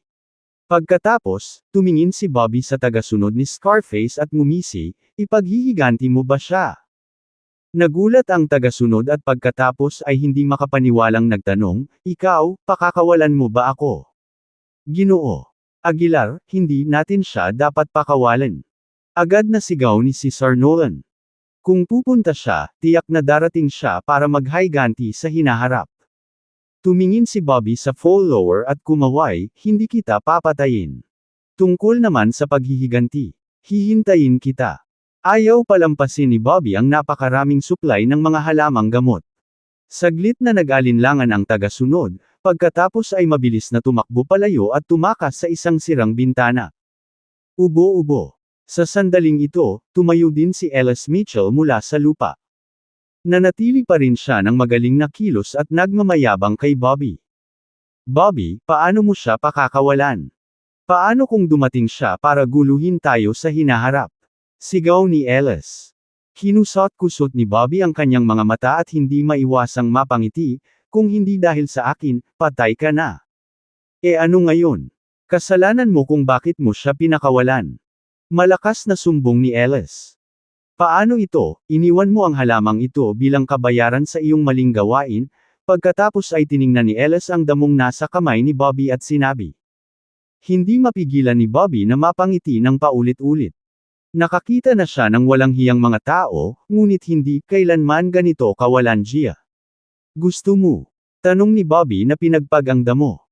Tuyong umubo si Ellis at sinabing, kung isa sa alang-alang ang iyong paghingi ng tawad, patatawarin kita sa ngayon. Pagkasabi noon, inabot ni Ellis ang damong nasa kamay ni Bobby. Gayunpaman, mabilis na nagbago ang mukha ni Ellis. Hindi pa nakakahawak ang kamay niya sa damo ng hawakan ni Bobby ang palso niya. Kunin mo lang. Ikaw yung tipo ng tao na hindi nakaka-appreciate ng pabor at hindi gumagalang sa nakakatanda, di ba? Malamig na sabi ni Bobby. Bakas sa mukha ni Ellis ang gulat, at nagmamadaling sinabi, Bobby, ako ang nakatatanda sa iyo, ano ang gusto mong gawin? Matanda, ni hindi ka karapat-dapat. Pagkasabi noon ay winagiway ni Bobby ang kamay at sinampal si Ellis sa mukha. Tuwid na lumipad palabas ang buong katawan ni Ellis at nontog sa pader. Natakpan ng mga bitek ang dingding sa isang iglap, at hindi napigilan ni Ellis ang pag-ubo ng dugo. Ikaw ay walang utang na loob bastard. Malamig na sabi ni Etnan, 100R1 ng kay Ellis. Namayani ang katahimikan sa private room, at walang nang ahas na punahin si Bobby. Ginoo Nolan, ang batang ito ay talagang naglakas loob na hawakan ako, pilit ni Ellis na tumingin kay Cesar Nolan, na may hanging nagrereklamo. Pero ngumisi si Cesar Nolan, Ellis, pwede kang maliga. Simula ngayon, hindi ka na bahagi ng pamilya Nolan. Nagbago ang mukha ni Ellis, at halos hindi siya makapaniwala na ang mga salitang ito ay nanggaling sa bibig ni Cesar Nolan. Upang malaman na bago ito, si Cesar Nolan ay naging magalang sa kanya. Ginoo Nolan, napakaraming taon nang nagsusumikap si Ellis para sa pamilya Nolan, hindi tama na itaboy mo siya ng ganito. Oo, Mr. Nolan, kung aalis siya, ayaw din naming manatili. Nang marinig ni si Sir Nolan ang mga salita ng lahat, tumawa siya, mabuti, maaari kayong mawala, at simula ngayon, wala kayong kinalaman sa aking pamilyang Nolan. Dahil dito, natulala ang lahat. Ginoo. Nolan, ako. Nagbibiro lang ako. May nagtangkang magsalita ng paraan para makaalis. Ngunit si Sir Nolan ay labis na nadismaya sa kanila at hindi na sila bibigyan ng isa pang pagkakataon. Ginoo. Aguilar, alis na tayo. Pagkatapos, magalang na bumaling si Sir Nolan kay Bobby. Tumango si Bobby, at sabay na lumabas ng private room ang dalawa. Nang nasa sasakyan na sila, bumantong hininga si Sir Nolan, Mr. Aguilar, ang kawalan ko ng respeto sa iyo noon ay ang pagkakamali ko. Simula sa araw na ito, pararangalan ka ng aking pamilyang Nolan bilang aming pinahahalagahang panauhin. Bigyan mo na lang ako ng pera, ikinaway ni Bobby ang kanyang kamay. Huwag kang mag-alala, may magpapadala ako sa iyo ng kontrata bukas, mabilis na sabi ni Sir Nolan. Mabilis na inihatid ng sasakyan si Bobby sa kanyang hotel. Pagkatapos ng insidente, lalo siyang nagtiwala sa sarili niyang lakas. Talagang nabubuhay ang stage ng foundation establishment sa reputasyon nito, lihim na naisip ni Bobby. Kung isasalin sa mga termino ng martial arts, ang foundation establishment stage ay higit sa antas ng inner strength masters, ngunit na-overwhelm ni Bobby ang tinatawag na inner strength great masters. Ang espiritual na kapangyarihan ay talagang nasa ibang antas mula sa inner strength. Kinabukasan, walang plano si Bobby na bumalik kaagad sa River City, dahil hinihintay niya si Sir Nolan na ihatid ang kontrata. Kaya, nilingon ni Bobby si Edward Green at sinabing, tulungan mo akong bumili ng kotse. Mas maginhawang magkaroon ng isa. Natigilan si Edward at nagtanong, sige, anong klaseng sasakyan ang gusto mo? Wala akong masyadong alam sa mga sasakyan. Maaari mong malaman ito, sabi ni Bobby. Nagpatuloy si Edward, may mga kailangan ka ba? Naisip ito ni Bobby at sinabing, mas maganda kung may mabilis na bilis at mahina. Sa ibang aspeto naman, walang pakialam si Bobby. Pagkatapos ng lahat, ngayon ay nag-iisa na siya. Naiintindihan, tumango si Edward. Kinuha niya ang bank card ni Bobby at lumabas ng hotel. Makalipas ang halos isang oras, ang tunog ng umuungal na makina ay nagmula sa ibaba. Pagbaba ni Bobby ay may nakita siyang itim na Audi na nakaparada doon. Audi 7 rupees, mabilis, at low-key lukang, tumawa si Edward. Tiningnan ni Bobby ng malapitan. Napaka-low-key talaga ng sasakyan. Magkano ang halaga? Casual na tanong ni Bobby. Tumawa si Edward, it cost a total of 2.1 million. Nagulat ito kay Bobby. Hindi niya makita ang mataas na presyo sa pamamagitan lamang ng pagtingin sa kotse. Pagkatapos, sumakay si Bobby sa kotse para sa isang test drive at naramdaman niyang napakaganda nito. Visit N0, V, L, B, I, N. Para sa pinakamagandang karanasan sa pagbabasa ng nobela. Nagpunta sina Bobby at Edward para maghanap ng makakainan. Habang kumakain, casual na sumulyap si Bobby sa balita. Isang balita ang pumukaw sa kanyang mata. Ang pag-anti sa ibang bansa na si Callan Moore ay pinatay sa South City kahapon. Nang buksan niya ito, nalaman niyang si Callan Moore pala ay Scarface. Buong pusong pinuri ng balita si Bobby, ngunit hindi ipinahayag ang kanyang pagkakakilanlan. Siya ay tinukoy bilang isang misteryosong bayani. Ang bilis ng balitang ito ay kahanga-hanga, umiling si Bobby. Pagkatapos kumain, naghanda ang mag-asawa para bumalik sa hotel. Maya-maya lang ay biglang nagring ang phone ni Bobby. Kinuha niya ito at nakitang galing ito sa unknown number. Hello, sino ito? Sagot ni Bobby. Ako si Selena Burton, kaklase ni Violet Miller. Naaalala mo pa ba ako? Isang boses ng babae ang nanggaling sa telepono. Kumunot ang noo ni Bobby Aguilar, ano ang gusto mo? Kabanata 129. Nagmamadaling sinabi ni Selena Burton, kakatapos lang ni Violet Miller na tumambay sa kanyang mga kaklase at ngayon ay dinala na sa isang bar. Natatakot ako na baka magkagulo siya. Pwede ka bang sumama sa amin? Sinulyapan ni Bobby Aguilar ang oras ng hindi malay. 10 PM na pala. Pumunta ng bar ng ganito kagabi sa halip na bumalik sa paaralan. Hindi ba niya alam na delikado? Hindi mapigil ang sabihin ni Bobby na may bahid ng paninisi sa boses. Pinilit nila kaming kaladkarin dito, at hindi kami makatanggi. Medyo hinaing na sabi ni Selena. Sumama ka sa amin, nakikiusap ako, sabi ni Selena, mahina ang boses at nagmamakaawa sa telepono. Bagamat walang magandang impresyon si Bobby sa pamilya Johnson, napakabata pa ni Violet. Hindi niya kayang tumabi na lang at panoorin itong nagkakagulo. Ibigay mo sa akin ang lokasyon. Pupunta ako saglit, sabi ni Bobby. Sa kabilang linya, lumiwanag sa mukha ni Selena ang kaligayahan. Nasa Midnight KTV kami, private room 888. Nakuha ko. Pumayag naman si Bobby at ibinaba ang telepono. Pagkatapos, tumingin si Bobby kay Edward Green at sinabing, punta tayo sa Midnight KTV. Ano, gusto ni Mr. Aguilar na maglaro ng dirty ngayong gabi? Biro ni Edward. Sinipa ni Bobby si Edward sa binti at inikot ang mga mata, wala akong interes dyan. Tara na. Umugang ang makina habang bumibili sila sa kalsada. Maya-maya ay dumating na silang dalawa sa entrance ng Midnight KTV. Pagkatapos umakyat, nalaman ni Bobby na ang room 888 ay ang Emperor Suite, na madalas puntahan ng mga mayayaman at makapangyarihan. Iba ang buong ikawalong palapag sa ibang palapag. Napakalaki ng mga kwarto dito, lahat ay VIP. Naglakad sina Bobby at Edward papunta sa room 888, at habang tinutulak nila ang pinto, nakita nila ang isang grupo ng mga kabataang lalaki at babae na baliw na nagsasayaw sa loob. Bobby. Nakita ni Selena si Bobby at mabilis na tumakbo. Nagbuntong hininga si Violet na nakaupo at umiinom, bakit mo siya tinawag? Nakakainis kaya? Humajijek si Selena at sinabing, tara na. Siya ang iyong bayaw. At saka, hindi ligtas ang paglabas ng ganitong gabi.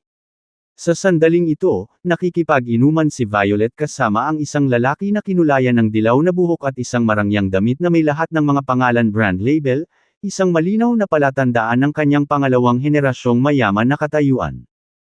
Sinulyapan siya ni Bobby at lumapit kay Violet, sinabing, gabi na. Oras na para matulog. Sinubukan ni Bobby na hilahin si Violet palayo sa pinangyarihan. Ngunit si Violet, na halatang lasing, ay umiling, bitawan mo ako, hindi ako aalis. Kumunot ang noo ni Bobby at sinabing, ano bang problema mo, babae? Hindi umuwi ng hating gabi. Anong ginagawa mo? It's none of your business. Hindi ako pupunta. Nagpupumiglas si Violet sa braso. Sa sandaling ito, ang dilaw na buhok na kabataan ay tumayo at sinabi, Dod, sino ka? Hindi mo ba nakikitang ayaw niyang umalis? Sumulyap si Bobby sa kanya at sumagot, ako ang kanyang bayaw. Hiwalayan mo ang kapatid ko, kaya hindi muna ako bayaw. Sigaw ni Violet na medyo malabo ang boses. Agad namang tumawa si Yellow Hair, tumingin kay Bobby, at sinabing, Dude, you heard her, right? Sabi ni Violet hindi ka na niya bayaw. Nakuha ko. Napakamot ng ulo si Bobby sa inis, ayaw niyang sayangin ang oras niya sa mga batang ito. Bumaling kay Violet, sinabi niya, tinatanong kita sa huling pagkakataon, aalis ka ba o hindi? Hindi ako aalis. Walang pagdadalawang isip na sigaw ni Violet. Tumango si Bobby at sinabing, fine, stay if you want. Hindi kita guguluhin. Pagkasabi nun ay tumalikod na si Bobby at naglakad palayo. Sa puntong ito, nagmamadaling hinawakan ni Selena ang braso ni Bobby. Sa pananahimik na tono, sinabi niya, huwag kang pumunta, pakiusap. Kung aalis ka, sino ang nakakaalam kung ano ang mangyayari sa atin ngayong gabi? Ginawa ko ang lahat ng aking makakaya sa pamamagitan ng pagpunta dito. Ayaw niyang umalis. Anong kinalaman niyan sa akin? Malamig na sabi ni Bobby. Napakapit si Selena sa braso ni Bobby at naaawang sinabi, lasing lang siya. Huwag mong hawakan ito laban sa kanya. At saka, kung aalis ka, tapos na talaga tayo para sa. Inis ka ni Bobby ang kwarto. Sa malaking pribadong silid, mayroong 7 o 8 lalaki, at 2 babae lamang sina Violet at Selena. Kung umalis siya ngayon, sino ang nakakaalam kung ano ang maaaring mangyari? Pagkatapos mag-isip sandali, sinilip ni Bobby ang oras at sinabing, "Sige, hihintayin ko kayo sandali." "Salamat, salamat." Excited na sigaw ni Selena. Pagkatapos, naghanap ng pwesto sina Bobby at Edward at umupo. Walang katapusang inis si Bobby sa maingay na kapaligiran sa kwarto. Kitang-kita ang kakaibang ugali nila sa iba pang mga kabataang galit na sumasayaw sa loob. Si Yellow Hair sa di kalayuan ay tumingin kay Bobby na tila hindi masaya. "Damn it, anong ginagawa nila dito? Sinisira ang mga plano ko." Malamig na sabi ni Yellow Hair. Ang Yellow Hair ay isang spoiled, second-generation rich kid na madalas magdulot ng gulo at sinasamantala ang mga kabataang babae. Hinikayat niya si Violet at Selena na lumabas ngayong gabi na may balak na mahiga sila sa kama. Hanggat nalasing sina Violet at Selena, kaladkarin sila ng mga lalaki sa isang hotel. "Bro, gusto mo bang turuan sila ng leksyon?" Bumulong sa tenga ni Yellow Hair ang isang lalaking may asul na buhok. Kumunot ang noo ni Yellow Hair, "Paano? Hindi natin sila basta-basta kayang bugbugin." Ngumisi ang asul na buhok. Tumingin sa kanya ang Yellow Hair at tinapik ang balikat niya, "Sige, kung mapapahamak mo silang dalawa, pwede mo munang isama ang mga babae." "Walang problema, hayaan mo na ako." Kumpiyansa na sabi ni Blue Hair sabay tapik sa dibdib. Sa oras na ito, binabantayan ni Bobby si Violet. Pilit na pinipilit si Violet na uminom ng sunod-sunod ng ilang lalaki, lumalala ang kanyang kamalayan, ngunit patuloy na dumarating ang mga inumin. "Tumigil ka sa pag-inom." Malamig na sabi ni Bobby sabay lapit kay Violet at inagaw sa kanya ang baso. Nang makita ito, lihim na natuwa si Blue Hair. "Pumasok ka sa bitag ko. Huwag mo akong sisihin." Ngumisi si Blue Hair sa sarili. Umupo siya sa tabi ni Bobby na nakangiti at sinabing, "Pumunta kami dito para uminom at magsaya." Si Violet mismo ay hindi nagsabi na ayaw niyang uminom. "Kumusta? Bakit hindi ka uminom para sa kanya?" "Eksakto, uminom ka para sa kanya o tumahimik ka." Tumunog ang Yellow Hair. Kumunot ang noo ni Edward at akmang tatayo at susumbatan sila nang pigilan siya ni Bobby. Pagtingin sa dilaw na buhok at asul na buhok, napangisi si Bobby, "Pwede akong uminom kasama mo, pero kahit gaano ako uminom, kailangan mong pantayan. Hinahamon kita." Nang marinig ito, tuwang-tuwa si Blue Hair. "Hindi ba ito lang ang gusto ko?" Walang pag-aalinlangan, sumang-ayon si Blue Hair, "Syempre, deal. One-on-one ang iinom natin. Kung hindi mo ako kayang inumin, umalis ka kaagad." "Deal. Paano kung hindi mo ako kayang inumin?" Balik tanong ni Bobby. Tumawa si Blue Hair at sinabing, "Kung hindi kita mainom, gagapang ako sa sahig at tahol na parang aso." Kabanata 130. Sige, ito ay isang deal. Tumango si Bobby Aguilar. Agad na ikanaway ni Blue Hair ang kanyang kamay at sumigaw, "Itaas mo lahat ng alak." Hindi nagtagal, inilagay ang 10 bote ng foreign wine sa harap ni Bobby Aguilar. "Ang mga alak na ito ay 43 degrees lahat. Hindi kita ibubuli. Uminom ka gaya ng iniinom ko." Nagdala ng 2 cup si Blue Hair at inilagay sa harap ni Bobby Aguilar. Sa sandaling iyon, mabilis na tumakbo si Selena Burton sa tabi ni Bobby Aguilar at bumulong, "Bobby, ang galing niyang uminom. Dapat kang maging maingat." Hindi siya pinansin ni Bobby Aguilar. Tumingin kay Blue Hair, at sinabing, "Huwag tayong gumamit ng salamin. Diretso tayo sa bote." Natigilan sandali ang Blue Hair, saka ngumisi, "Are you joking with me? Hindi ito beer. Uminom sa bote. Ano, hindi matapang."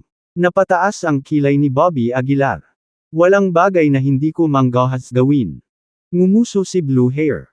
Binuksan niya ang 2 bote ng alak, iniabot ang isa kay Bobby Aguilar, at hinawakan ang isa. "Halika, tingnan natin kung paano ka uminom mula sa bote." Pinalaki ng Blue Hair si Bobby Aguilar. Hindi nagpapigil si Bobby Aguilar.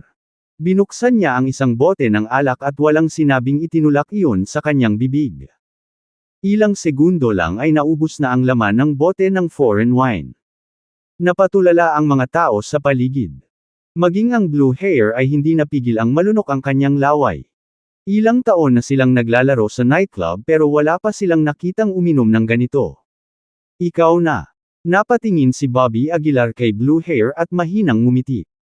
Nagnganga ang mga ngipin ng blue hair, binuksan ang bote ng alak, at sinunod ang halimbawa ni Bobby Aguilar sa pamamagitan ng pag-inom ng nakabuka ang bibig. Kinailangan ng buong kalahating minuto ang blue hair upang maubos ang bote ng alak. Matapos ibaba ang bote, medyo namutla ang mukha ni blue hair. Gayunpaman, sa pagmamayabang sa harap ng yellow hair, natural na hindi siya mawalan ng mukha. Tara, ituloy na natin ang pag-inom. Pinunasan ni blue hair ang bibig niya at sumigaw.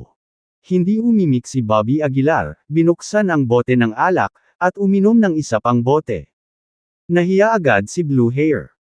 Akala niya ay naabot na ni Bobby Aguilar ang kanyang limitasyon pagkatapos uminom ng isang bote, ngunit hindi niya inaasahan na ibababa ni Bobby Aguilar ang isa pa. Mukhang nagkita na tayo sa laban natin. May tumabi sa kanila sa gilid. Inumin, hindi tayo matatalo sa kanya. Oo, kapag natalo ka, mahihiya tayong lahat. Nang makita ito, napanganga na lamang si blue hair at hinawakan ang bote ng alak, muling ibinuhos sa kanyang bibig. Sa pagkakataong ito, inabot ng buong 5 minuto ang blue hair upang matapos ang bote. At nang matapos ang bote na ito, namula ng tuluyan ang mukha ni blue hair. Hindi pa tapos. Parang may kaunting takot ang boses ni blue hair. Hindi umimik si Bobby Aguilar, binuksan ang isang bote ng alak, at ininom ang lahat sa isa. Sa pagkakataong ito, naging berde ang mukha ni blue hair. Ang pag-inom ng 3 bote ng dayuhang alak ng sunod-sunod ay malamang na mangangailangan ng paghuhugas ng tiyan pagkatapos. Kung natatakot ka, aminin mo na lang ang pagkatalo mo. Ngumiti si Bobby Aguilar. Sino ang natatakot? Hindi ako natalo sa pag-inom. Nagnganga ang mga ngipin ng blue hair, kinuha ang alak, at muling ibinuhos sa tiyan. Gayunpaman, sa pagkakataong ito, kalahati pa lang ng bote ang nainom ni blue hair bago siya samuka ng marahas habang nakahawak sa mesa. Ngumisi si Bobby Aguilar sa gilid, umatras ng isang hakbang, at sinabing, ayon sa kasunduan, kailangan mong lamusong sa lupa at tumahol na parang aso. Halika. Ilang saglit ay samuka si blue hair. Pinunasan niya ang kanyang bibig at sinabi sa pamamagitan ng pagngangalit ng mga ngipin, tiyak na nanday ka. Ano, hindi mo kaya? Ngumisi si Bobby Aguilar. Pumunta ka sa impyerno. Maldita si blue hair. Umalis ka na rito, kung hindi ako magiging magalang. Nagkunwari si blue hair na kumuha ng bote ng alak at nagmura. Ayaw ni Bobby Aguilar na pakialaman ng mga batang ito, kaya wala siyang sinabi, hinawakan si Violet Miller, at naghanda na umalis.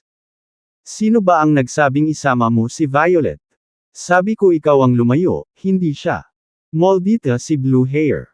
Kumaway ng kamay ang yellow hair sa tabi niya, at mabilis na tumayo ang lahat ng nasa kwarto. Lumabas ka dali at huwag mong pakialaman ang kasiyahan natin. Sabi ni yellow hair sabay wagayway ng kamay. Hindi napigilan ni Bobby Aguilar na mapamura, hindi kita ginawang tumahol na parang aso. Hindi ba dapat magpasalamat ka? Kaya, hindi ka maaaring maglaro at ngayon gusto mong laruin ang larong ito sa akin. Nakangiting sabi ni yellow hair, paumanhin, ganoon lang ang ginagawa namin. Pinatahol ako na parang aso, kapag hindi ka umalis, tatahol kita na parang aso. May hawak na bote ng alak si blue hair at tinuro ang ilong ni Bobby Aguilar, nagmumura. Naningkit ang mga mata ni Bobby Aguilar, at bigla niyang nabasag ang bote ng alak sa kamay ni blue hair. Pagkatapos, inabot ni Bobby Aguilar ang kanyang kamay at idiniin ito sa balikat ni blue hair. Sa isang iglap, naramdaman ni blue hair na pasan niya ang 2 bundok sa kanyang mga balikat. Nanlambot ang kanyang mga paa, at diretsyong bumagsak sa lupa. Ngayon, tumahol na parang aso. Malamig na tiningnan ni Bobby Aguilar si blue hair. Bago pa makapagsalita si blue hair ay galit na si yellow hair sa kanyang tabi. Anak, ang lakas ng loob mong gawin to. Pagod ka na yata sa buhay. Ngumuso si Yellow Hair. Pagkatapos, sumigaw ang Yellow Hair, kunin mo siya. 7 o 8 kabataang lalaki ang sumugod kay Bobby Aguilar sa isang iglap.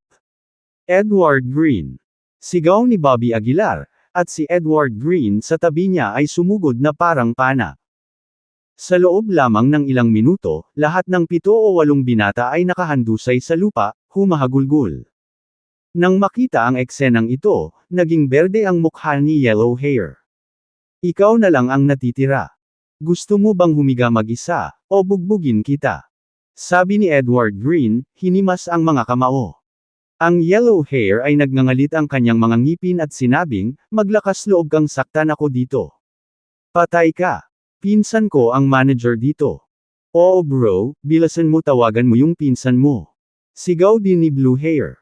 Hindi nag-abalang makipag-away si Bobby Aguilar sa mga taong ito. Naglakad siya papunta kay Violet Miller, hinawakan siya, at naghanda na umalis. Ano, natatakot? Mabilis na sigaw ni Yellow Hair. Sinasabi ko sa iyo, maaari kang tumakbo, ngunit hindi magagawa ni Violet. Violet, kung maglakas loob kang umalis, gagawin kong impyerno ang buhay mo. Sigaw ni Yellow Hair kay Violet Miller. Nang marinig ang mga salitang ito, nanlamig ang mukha ni Bobby Aguilar.